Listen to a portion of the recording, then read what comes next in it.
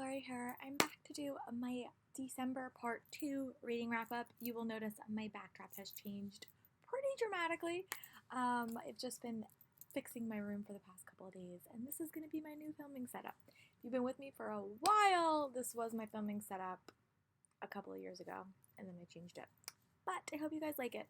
So, for the non-Christmassy reads that I wound up reading in the month of December, I wound up reading, let me look, I wound up reading about 6 books, which is still pretty good. I'll say that. I'm in the middle of 2 that I'm going to finish in early 2021, or I have finished in early 2021 by the time you're seeing this, but I'm just going to include those in my January TBR, my January reading wrap up, because I did complete them in 2021.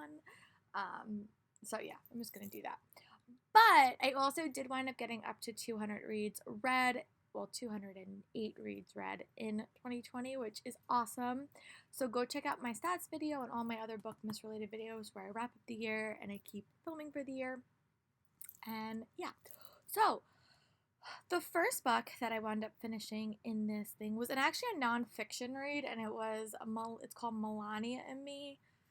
And I listened to it as an audiobook through Hoopla, I think, but here's a picture.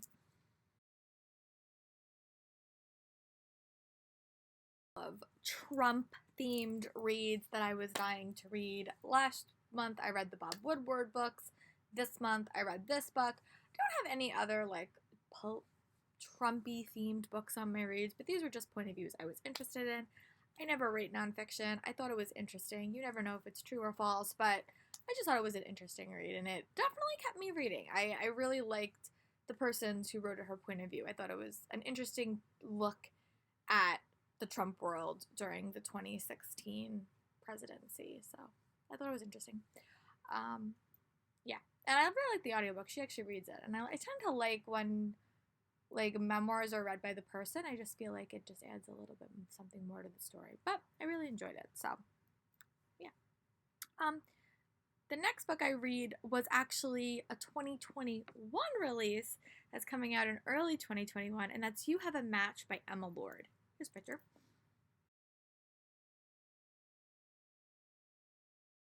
This is Emma Lord's second novel. Her first novel was Tweet Cute, which was one of my favorite reads of 2020. I really like that. This book is a little bit different, but still super enjoyable. I still think I prefer Tweet Cute, but this book follows a young girl and her best friend, and someone she has a deep, deep crush on, is adopted. So they wind up doing like a DNA test, mostly for him. But then it's revealed that she has a biological sister in her town that was like adopted by somebody else. And they meet and they wind up going to summer camp together, and it's like, they have to they start to get to know each other. There's also a very, very cute romance, which the trope that they tackle is like one of my favorite tropes, like someone you've known forever.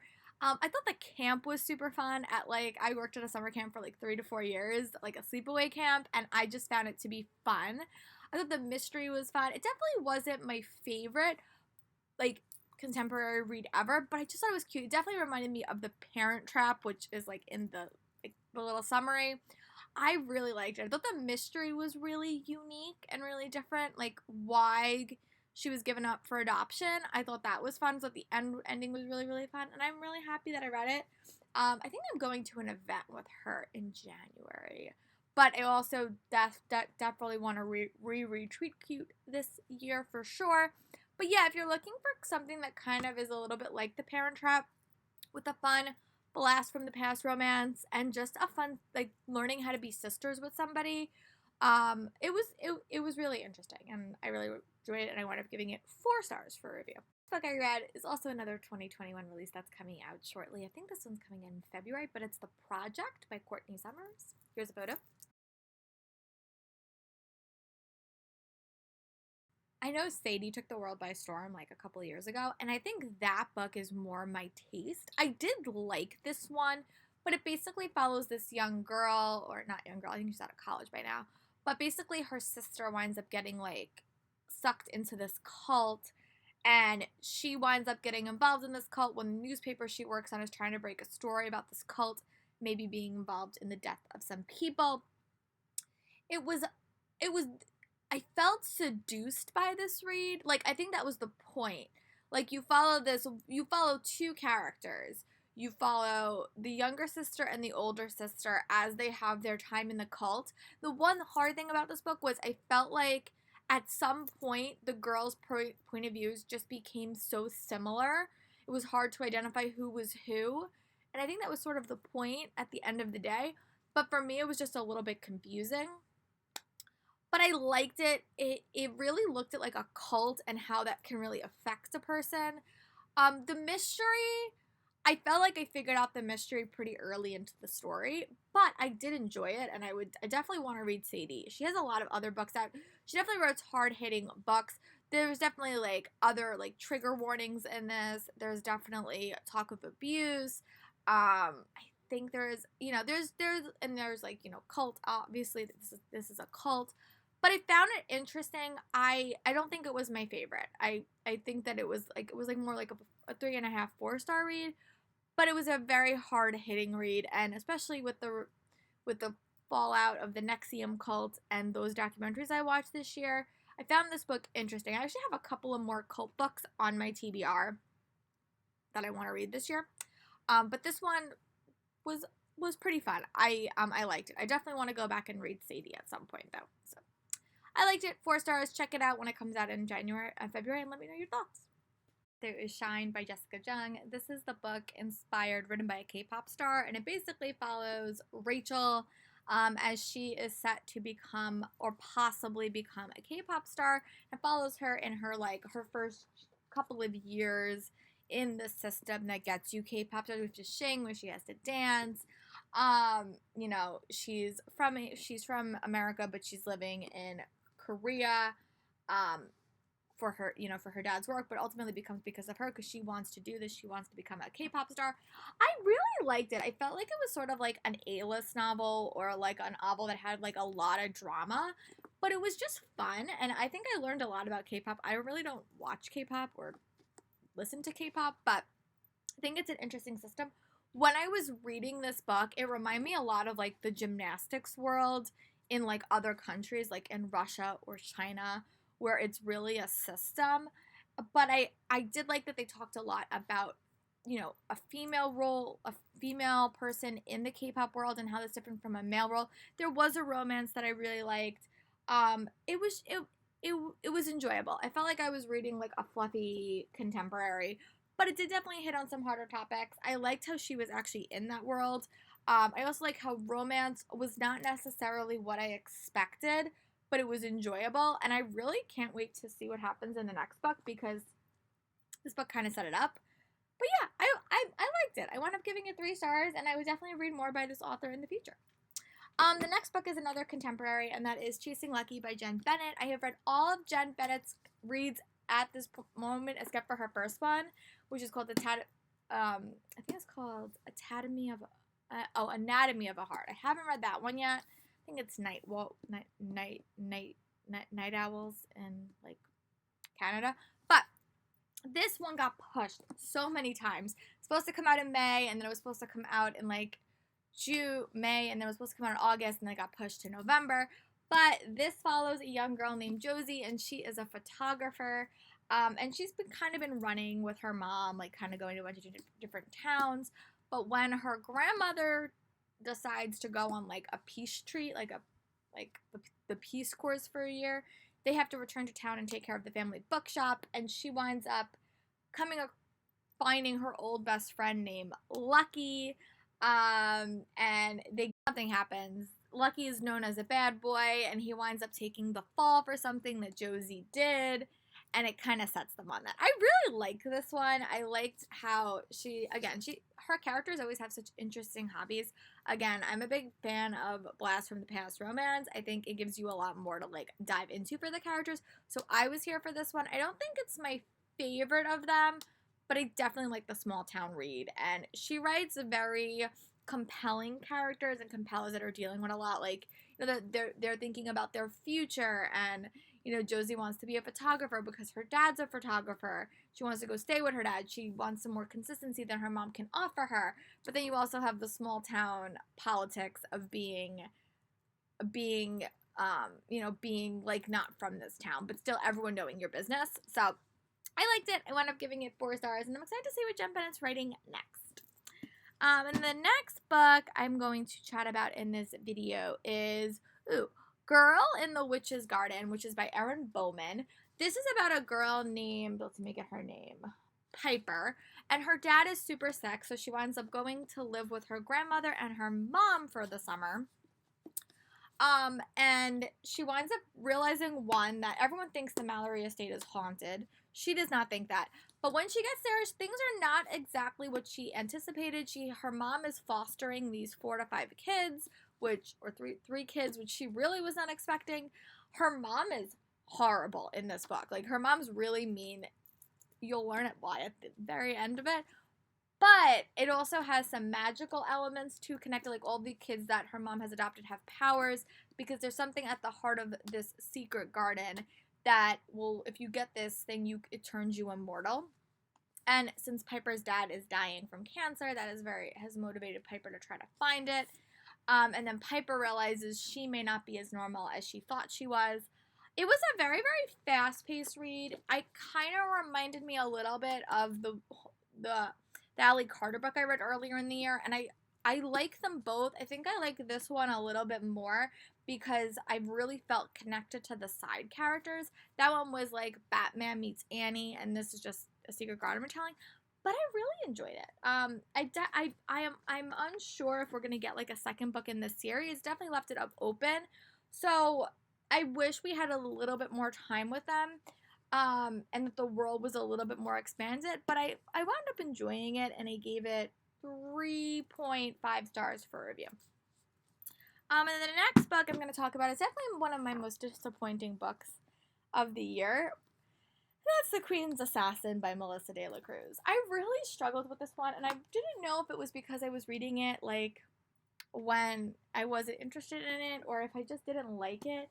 But it basically follows these 2 characters. You have Shadow, who wants to be the Queen's assassin, and you have Kale, who is the Queen's assassin, and they wind up teaming up to try to save the Queen. The writing style just did not capture me. I didn't feel super connected to the characters, and it was not a read that I like wanted to read. So only wind up giving this one 2 stars for review. I know that there's a sequel coming out. I don't even know if I'm gonna read it. It made my worst books of the year list, to be honest. I just didn't like it that much. I always struggle a little bit with Melissa De La Cruz's writing. The only series of hers that I've actually liked reading was the Disney's Descendants series. Everything else I've really struggled with. So that's my thoughts on this one. So I would not recommend this one. If you are going to check it out, definitely get it from the library or borrow it, because the writing style just didn't wow me, and I didn't feel super connected to the characters either. About is The Tower of Nero by Rick Riordan. I do have a physical copy, but I put it on my bookshelf, and I don't want to take out all my Funkos to get him out. So here's the picture. I will go into this saying there's a lot writing on this book, because not only do you have to wrap up a 5-book series, which is always incredibly challenging, you also have to wrap up the entire Percy Jackson series in this book. So as a series ender, like the book series, I thought it did a great job. I would wind up giving it 5 stars. I loved it. I thought it did so much for Apollo's character. I thought you got to see all the other characters in some way, which is really important. One thing I love that Rick Riordan did in this series is every book focused on a different series of the heroes we met in the Percy Jackson series. So that overall was super well. Series ender. I thought I wanted a little bit more. I wanted a little bit more from everyone together. I literally just wanted like an end battle scene that we got in like the last book in the Heroes of Olympus series, because I've grown to really love these characters and I just miss that. But I do understand why that didn't happen, because this really was Apollo's story and he needed to have that hero moment, and it wasn't about all the other heroes in this world. I do understand that. I just wish it had happened in another way. But it was a great series ender, one that I really enjoyed, and I'm actually rereading the Percy Jackson canon next year, so you guys will be following that journey with me as well. I'm going to be listening to the audiobooks throughout the year. So yeah, this one was actually super fun. I wound up giving this 5 stars, and I'm just sad that it's over. I really like this series. Definitely one of my favorite middle grade series of all time, by far. All the series together. And then the last book that I finished reading in 2020 was The Code for Love and Heartbreak by Gillian Cantor. Here's a photo. It's an Emma Woodhouse retelling, and it basically follows this girl named Emma, and she is really like not the most social person in the world. She's really into coding. Her life's in a little bit of a upheaval. She lives alone with her dad. Her sister went off to school like on the other side of the country, and she's a coder. And her sister says something super offhanded, like, you know, you can't. Why don't you code a boyfriend for yourself? Because she's very antisocial. She doesn't have a lot of friends. She's not really into the romance thing. So she's in a coding club, and they have like a code competition every single year. So she decides to make a map.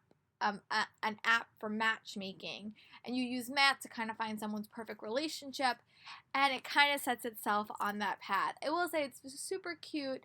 I liked Emma as a main character, and I don't think I've seen a few retellings of it, and I've watched a few movies that kind of play Emma in like a different way. I like that she wasn't so perfect. I like that she was really dealing with a lot socially with her friends.